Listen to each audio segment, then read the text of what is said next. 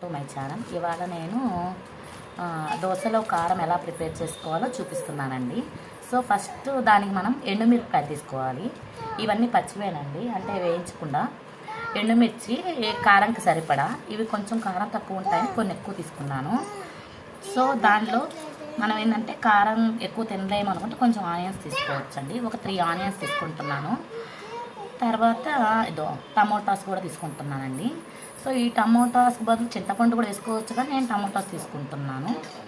So ఒక 2-3 వెల్లుల్లిపాయలు, రుచికి సరిపడా సాల్ట్ తీసుకుంటున్నామండి.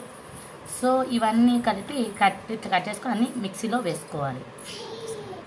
సో ఇలాగా ఎండుమిర్చి, ఆనియన్స్, టమోటాలు అన్నీ ఇలా కట్ చేసుకొని వేసుకున్నానండి. ఇప్పుడు కారం మిక్సీ పెట్టానండి. సో దీనిలో వాటర్ వేయని అవసరం లేదు, ఎందుకంటే మనం ఆనియన్స్, టమోటాలు వేసాం కదా. సో అదే సరిపోతుంది అన్నమాట మనకి.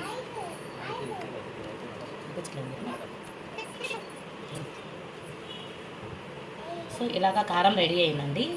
ఇప్పుడు మనము దీనికి పోపు అయినా వేసుకోవచ్చు, పోపు వేయకున్నా కానీ బాగుంటుంది. ఒక 2-3 డేస్ అయినా ఫ్రిడ్జ్ లేకుండా కూడా ఉంటుందండి.